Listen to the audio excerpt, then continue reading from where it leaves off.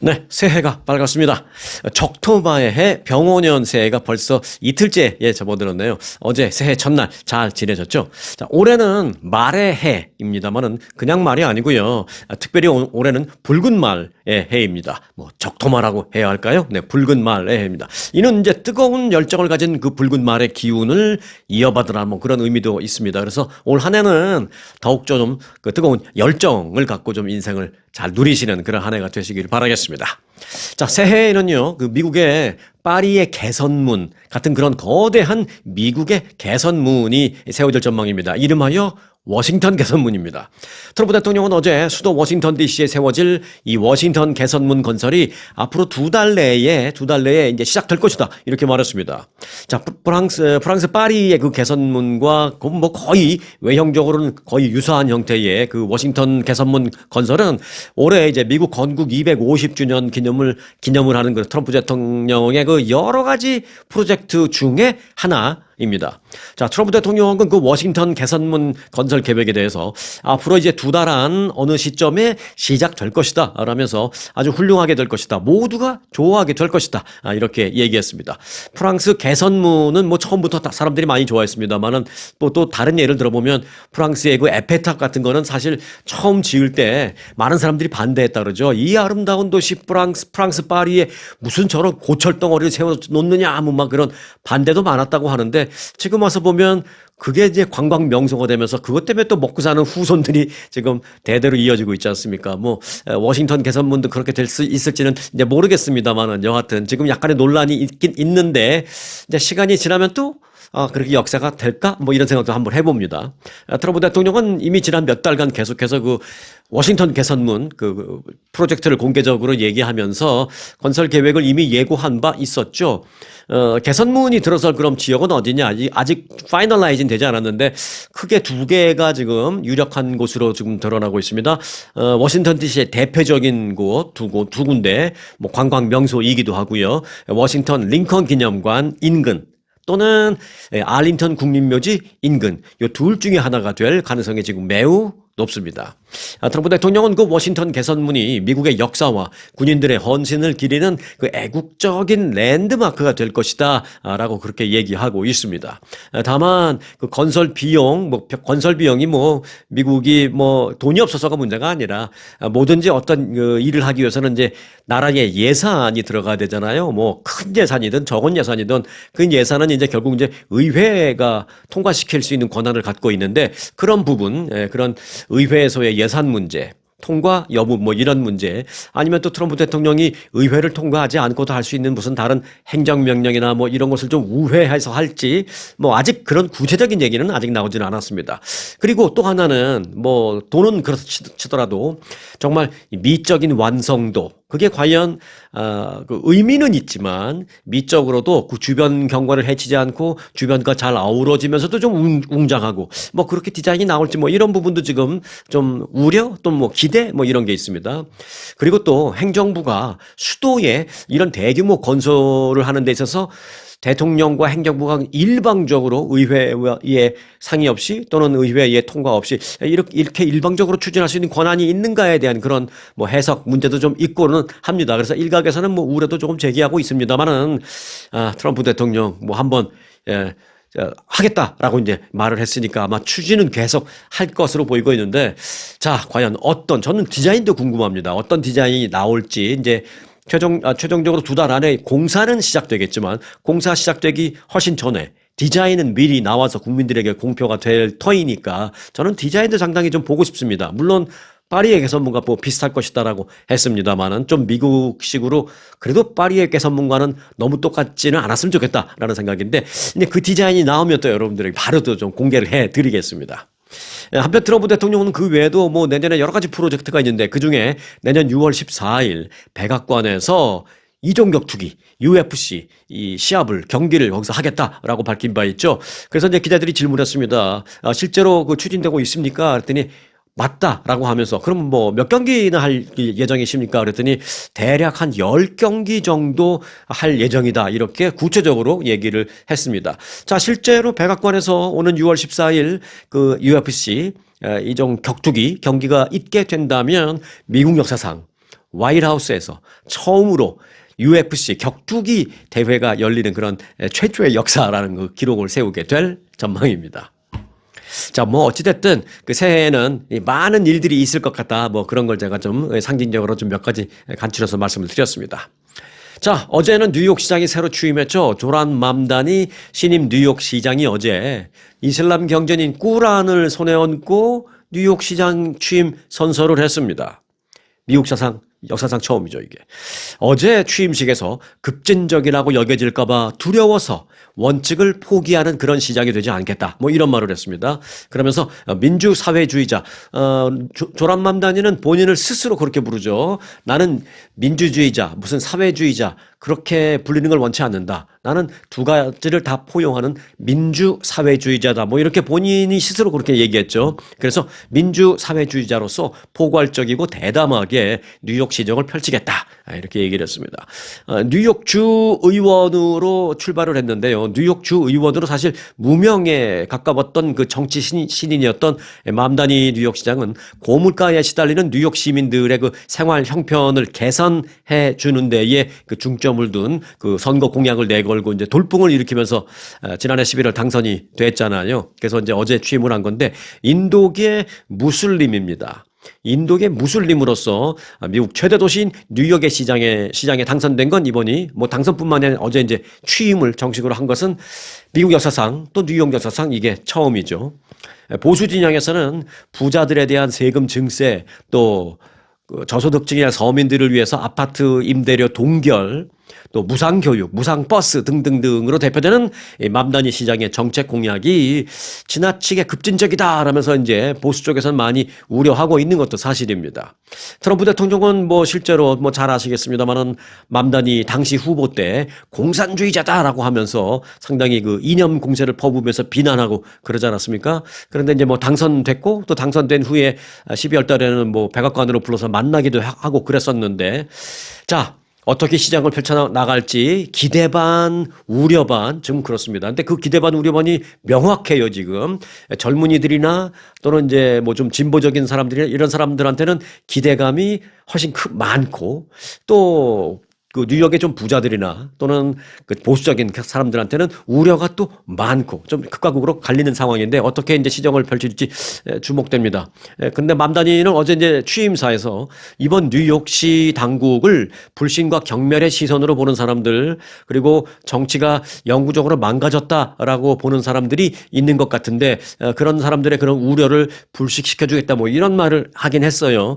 그래서 뭐 조금 뭐 마음이 놓이긴 합니다만은 뭐 말은 뭐 누가 못합니까? 뭐 말은 다 할 수 있죠. 이제 문제는 지금부터 어떻게 해 나가냐인데 한번 지켜볼 차례인데 이런 말도 했습니다. 여러분이 뉴욕 시민이라면 나는 여러분의 시장입니다. 의견이 나와 일치하든 일치하지 않든 간에 나는 여러분을 보호하고 또 여러분과 함께 뭐 축하할 일 있으면 축하하고 애도할 일 있으면 애도할 것이며 단 1초도 여러분을 나는 피하지 않을 것이다. 심지어 나와 의견을 달리하는 사람도 나는 피하지 않을 것이다. 이런 얘기를 했습니다. 저는 조란 맘다니면 뭐 가끔 그 오바마 전 대통령 생각이 나요. 일단 뛰어난 스피치 능력이 있다라는 걸 알 수가 있습니다. 오바마 대통령도 그 스피치 능력은 정말 역대 대통령 중에 알아주죠. 맘다니도 좀 그런 면이 있다라는 생각이 드는데 뛰어난 스피치 능력만큼 뛰어난 뉴욕 시정을 좀 펼쳐주기를 바란다라는 마음을 갖습니다. 그런데요, 이제 어제 그 취임사를 하기에 앞서서 맘다니 시장은 보통 이제 미국에서는 뭐 대통령이든 누구든 이제 당선이 되면 취임 선서할 때 성경책에 손을 얹고 하잖아요. 그런데 맘다니 뉴욕 시장은 꾸란 이슬람 경전인 꾸란을 손에다 얹고 이제 취임 선서를 했거든요. 자, 이 역시 뭐 뉴욕시장 선서에 처음 있는 역사적으로 처음 있는 뭐 그런 일로 기록이 됐습니다. 자, 여하튼 어제 취임 행사를 전후해서 시청 인근 브로드웨이 거리에서는 영화의 그 추운 날씨 속에 수만 명의 시민들이 모여서 함께 축하하고 취임 장면을 지켜봤는데 그들의 기대감이 헛되지 않도록 시정을 좀 잘 펼쳐주기를 바란다.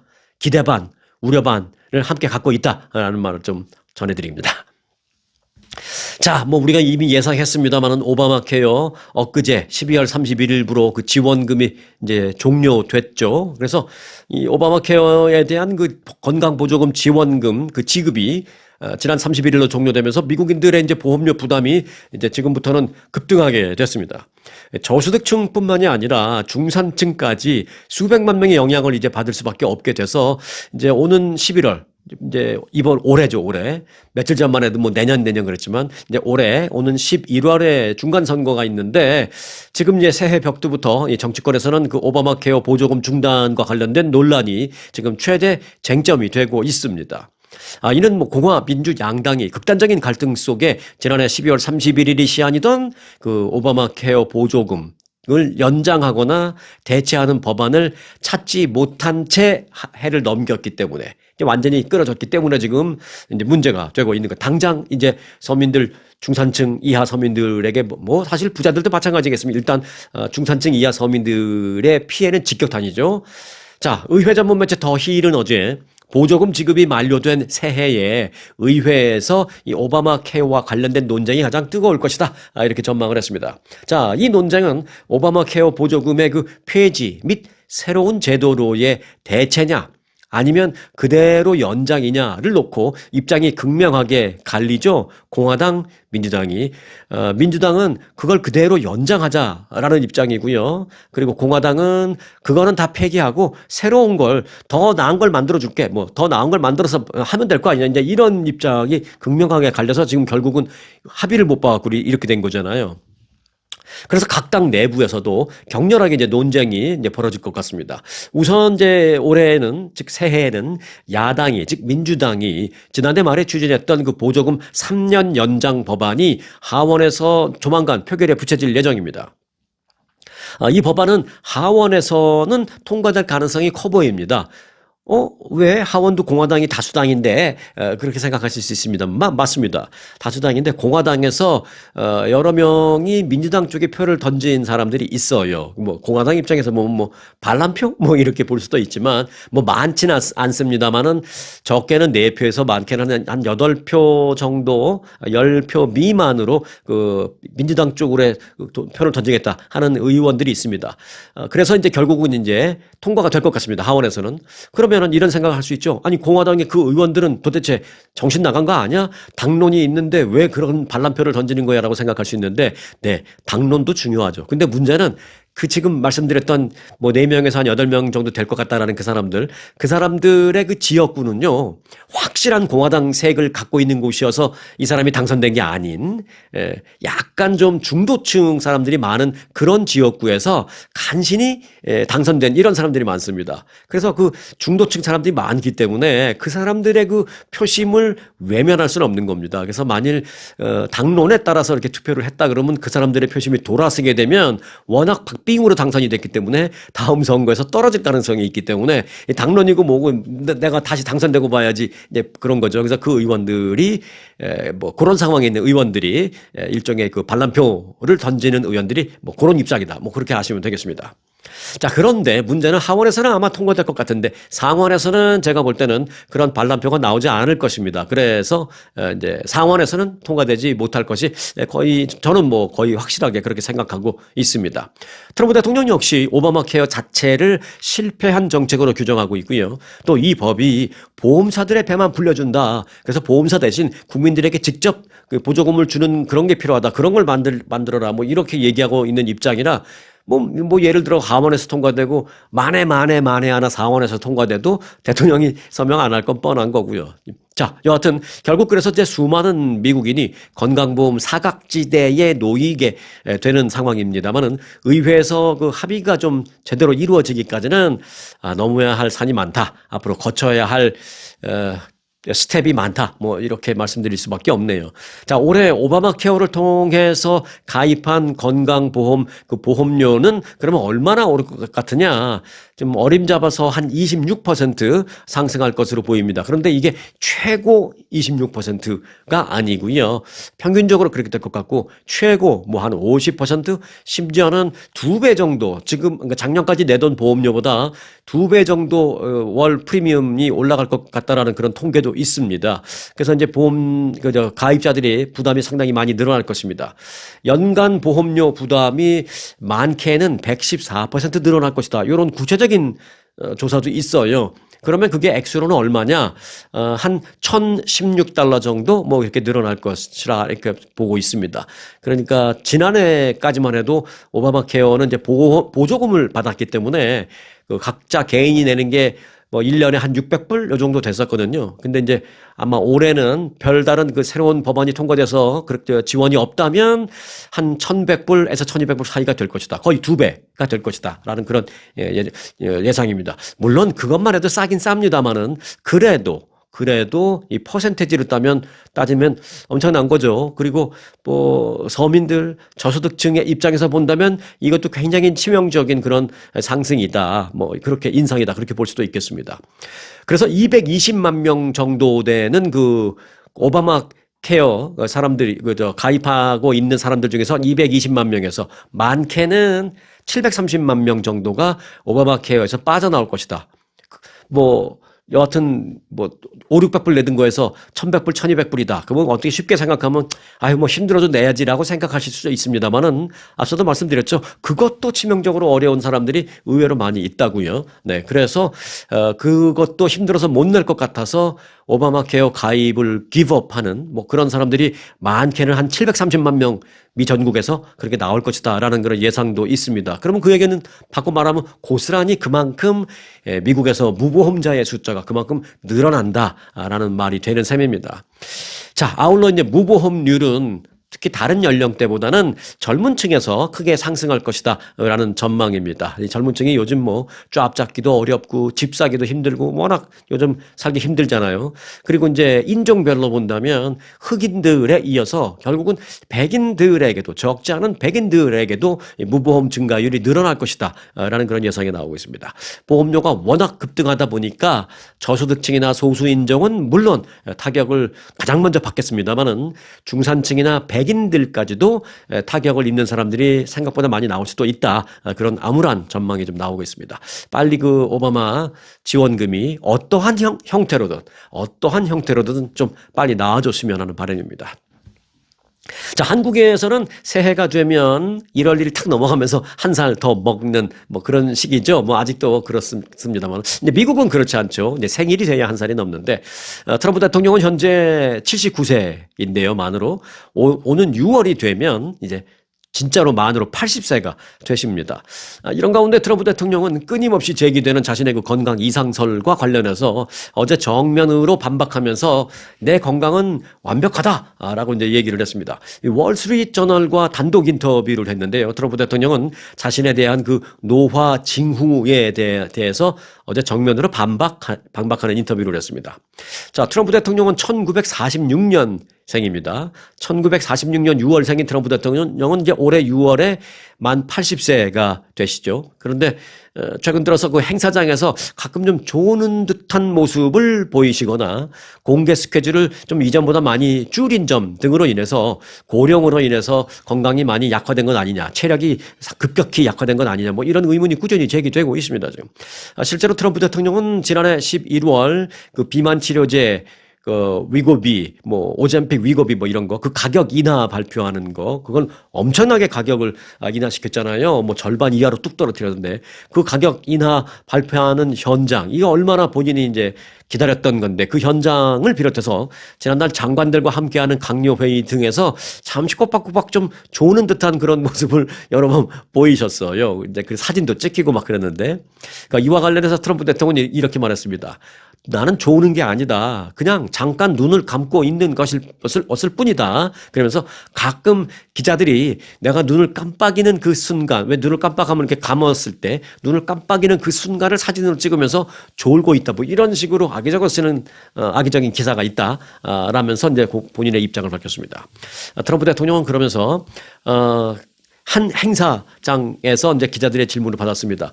몇 시에 주무십니까? 가끔 보면 막 새벽에 텍스트 메시지 보내고 그러는 것 같은데 몇 시에 주무십니까? 했더니 트럼프 대통령은 사실 내가 밤에 숙면을 취하는 데는 좀 최근 어려움을 겪고 있는 것은 사실이다. 라고. 근데 뭐 왜 안 그러시겠어요? 79세, 내일 모레 80세인데 정말 9시부터 다음날 6시, 7시까지 푹 숙면을 취하는 사람이 얼마나 되시겠습니까? 그래서 내가 숙면을 취하는 데는 좀 어려움을 겪고 있다. 그래서 새벽 2시가 지난 그때도 가끔 잠을 못 자서 이렇게 텍스트를 하는 적이 있긴 있다. 뭐 그런 일이 가끔 있다. 뭐 이렇게 시인을 했습니다. 그런 부분에 대해서. 그런데 뭐 나이를 고려한다면 잠을 제대로 숙면을 취하는데 어려움을 겪고 있는 것 뭐 충분히 이해할 수 있는 부분이긴 하죠. 그런데 그로 인해서 낮에 어떤 대통령으로서의 그 업무와 임무에 좀 문제가 될까 이제 이런 부분이 걱정되고 있는 것인데 또 그 부분에 대해서는 이렇게 말했습니다. 나는 원래 젊었을 때부터 근데 잠이 많은 사람이 아니다. 뭐 이렇게 답변을 했습니다. 자, 그리고 청력 문제도 얘기가 나왔어요. 트럼프 대통령은 때때로 행사장에서 기자들이 하는 그 질문을 제대로 듣지 못해서 옆에 사람한테 물어보고 하는 또는 기자들에게 되묻곤 하는 뭐 그런 모습을 보였는데 청력에 문제가 없으십니까? 라고 했더니 트럼프 대통령은 내가 청력에 문제가 있어서 그런 게 아니라 막 질문하고 그럴 때 여러 사람이 동시에 말하니까 그게 무슨 말인지 잘 알 수가 없는 그런 상황이어서 그래서 되묻곤 하는 것이다. 라고 또 깔끔하게 그런 식으로 정리를 했습니다. 자, 뭐 어쨌든 뭐 79세라는 그 나이를 감안한다면 뭐 청력이 됐든 뭐 시력이 됐든 어느 정도 완벽하지 못할 것은 충분히 뭐 이해는 합니다. 자, 어찌됐든 뭐 정말 혼란을 피하기 위해서라도요. 그 한 나라의 대통령은 건강해야 하겠다라는 그런 생각을 다시 한번 하게 봅니다. 올해 모두 다 건강하시기를 바라면서 이제 월스트리트저널에 트럼프 대통령 건강 관련 얘기가 나왔길래 간단하게 좀 전해드렸습니다.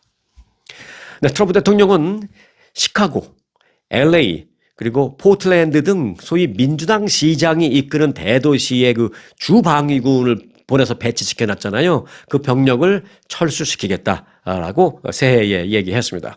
트럼프 대통령은 어제 SNS에 우리는 이 훌륭한 애국자들이 주둔함으로써 즉 주방위군 범죄가 현재 많이 감소했다라는 사실을 알고 있다라면서 그래서 나는 LA와 포틀랜드 그리고 시카고에서 주방위군을 철수시키겠다라고 말했습니다.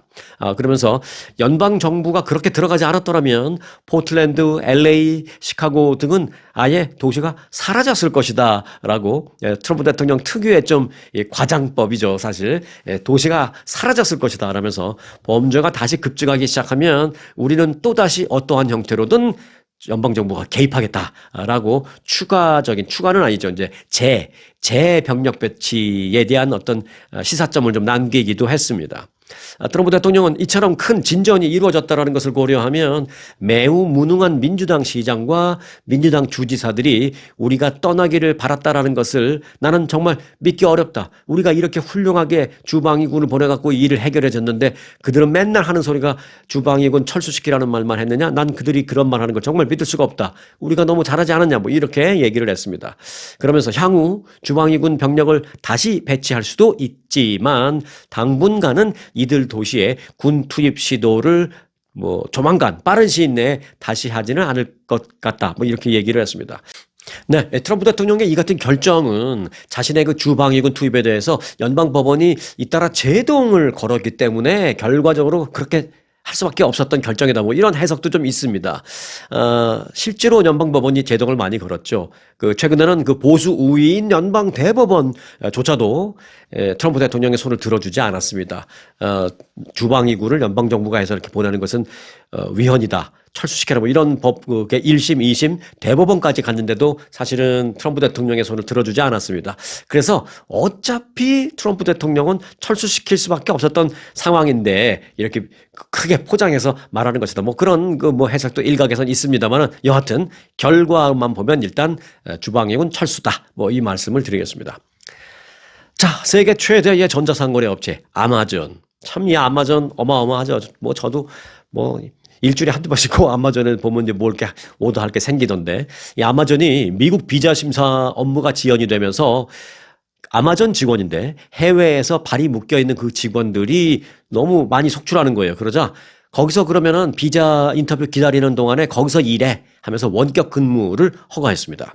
아마존은 최근 그 직원들에게 쫙 이메일을 보내서 인도에 발이 묶여 있는 직원들 3월까지 인도 현지에서 원격으로 근무하라라고 통보를 했습니다. 아마존은 이게 원래 그 비자를 갱신하기 위해서 자국으로 들어갔다 다시 나갔다 하는데 다시 들어오는, 예를 들어서 뭐 한국에서 온 기술자예요. H1B 비자를 받고 일하다가 이제 비자를 갱신하기 위해서 한국 가서 다시 인터뷰하고 들어오고 뭐 이런 거를 해야 할 그런 직원들이 있을 때 나가게 되면 최대 20일까지 원격으로 근무할 수 있는 그 권한을 줍니다. 그 얘기는 뭐예요? 20일까지 거기서 일하고 그 돈을 주겠다는 것이죠. 아마존에서 IT로 일하는 사람들이라면 연봉이 꽤 셀 터니까 20일 뭐 한 달까지는 안 돼도 거의 한 달 월급을 못 받는다면 그 액수로 따지면 뭐 몇만 불이 될 테니까. 근데 그거를 한 20일까지 원격 근무하고 그 월급을 준다라는 거니까 굉장히 직원들에서도 필요했는데 이게 20일이 아니라 3개월로 늘렸습니다. 3개월. 왜?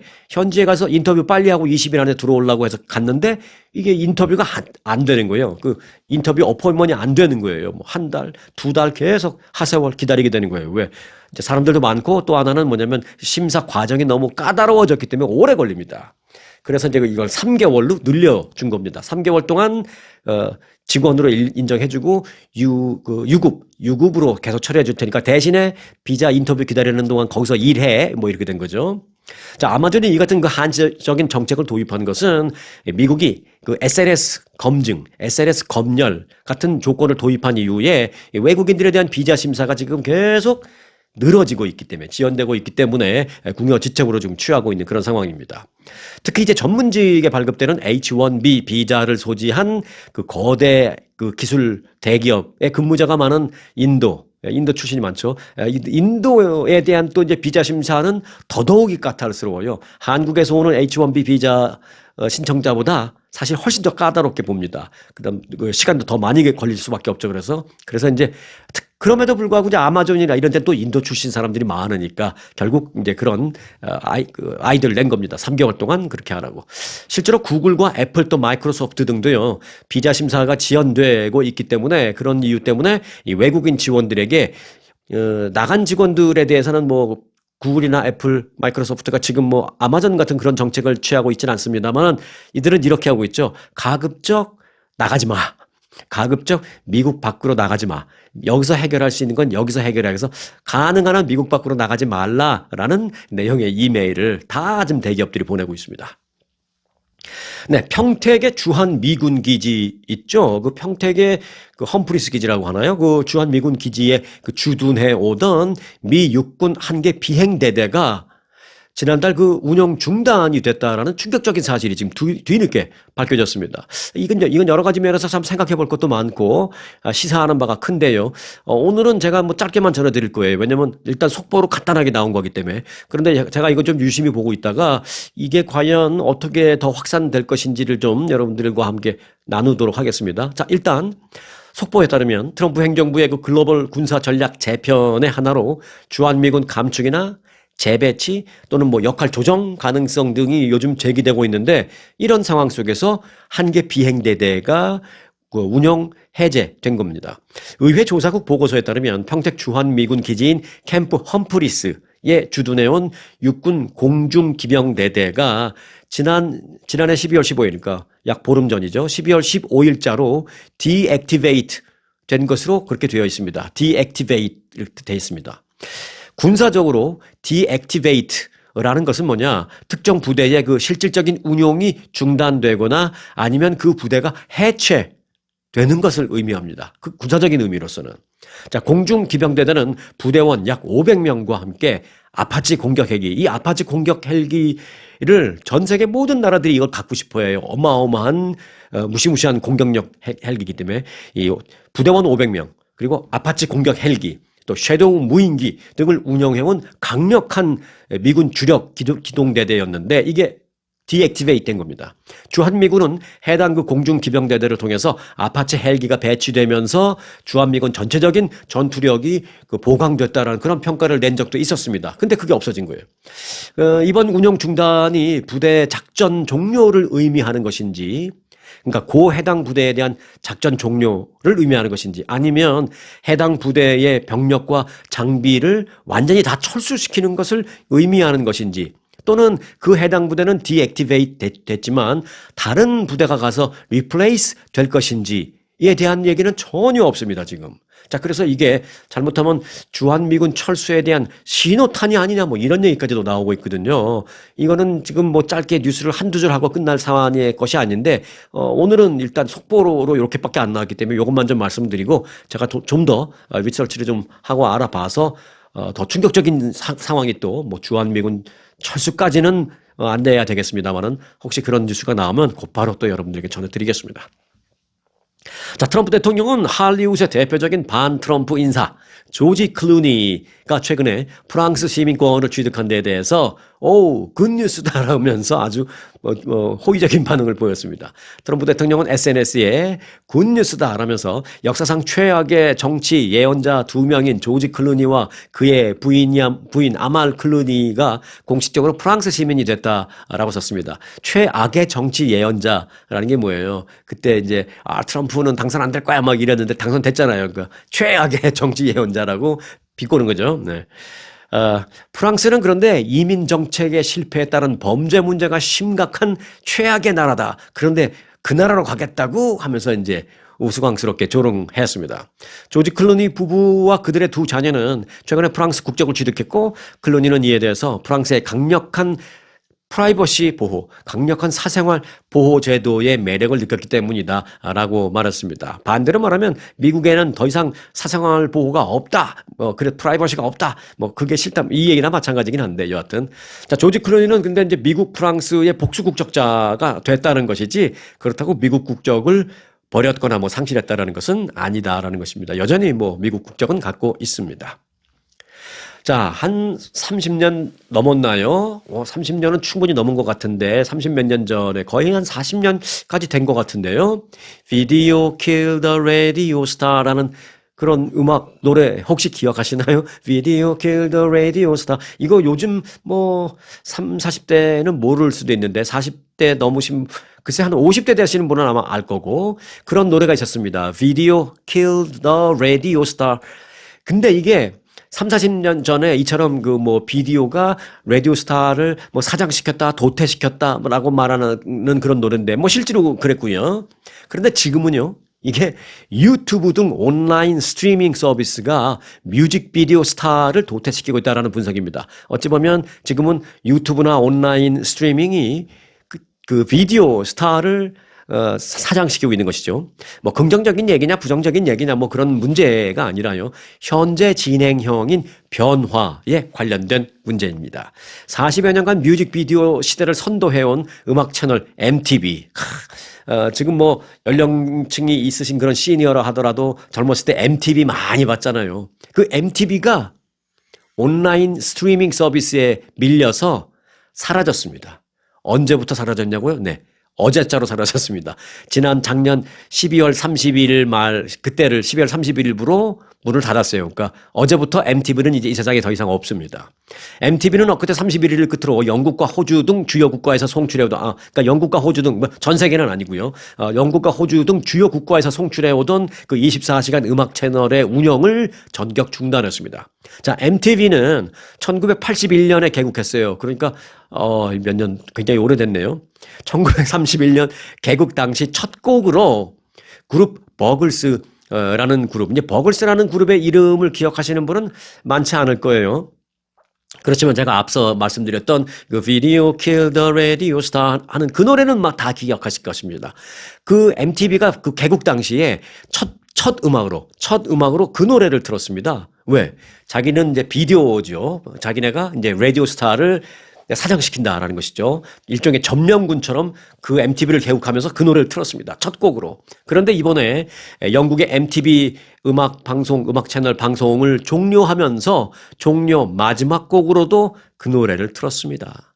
개국할 때 첫 곡으로 내보낸 그 노래의 의미는 자신들이 라디오 스타를 도태시키는 승자의 입장이었습니다만은 지금은 자신들이 도태되는 패자의 입장으로 그 음악을 내보낸 것입니다.